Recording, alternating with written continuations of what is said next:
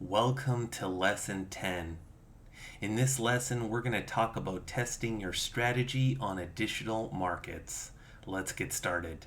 When I was first taught on how to test my Forex strategies on additional markets, it was very crude. Let me give you a glimpse of what that looked like. I would use this software, which was very time consuming and slow, but it did help me understand my strategy a lot more. And when I would get a signal like this, I would be risking 1% per trade, a total of 2%, because I would be putting on 2 orders using the ATR, a stop loss of 1.5 and a take profit of 1 ATR, and it would look like something like this. That would be my first order, and my second order would be open.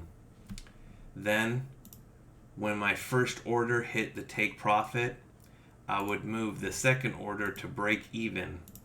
Then my indicators would signal me to get out of the trade. So, in this case, I would end the trade right here and close that trade. And I would do that over a 5-year period, over 5 different currency pairs.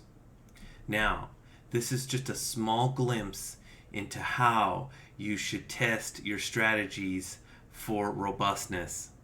In Strategy Quant, testing your strategy on additional markets is very simple to do, but it is just a tiny fraction of the type of robustness tests you're supposed to do on your strategies before implementing them into a live account. Let me show you how to test your strategies on additional markets in Strategy Quant Software. Now I'm going to show you how to backtest on additional markets using Strategy Quant. Let's get started. We click on Builder and we click on Cross Checks.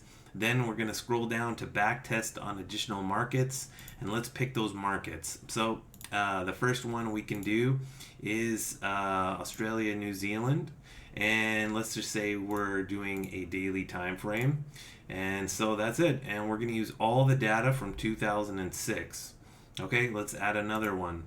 Okay, we've got maybe Australia CAD, and we're going to change it to the daily time frame, and we'll leave everything else. We're going to use all the data from 2006 as well. And next pair we can do is the Euro Great Britain, and we'll change it to daily time frame. We can do Euro US dollar, daily time frame, and the fifth pair we'll use is Swiss Japanese yen and daily time frame. And that's how we can backtest on additional markets, 5 different additional pairs here. Now, how will those be filtered? When the strategy passes through them, they'll have to have a profit factor of 1.1, greater than 1.1. So that means that every strategy that passes through those will have to be profitable, or it will be deleted or just signaled as a failed strategy.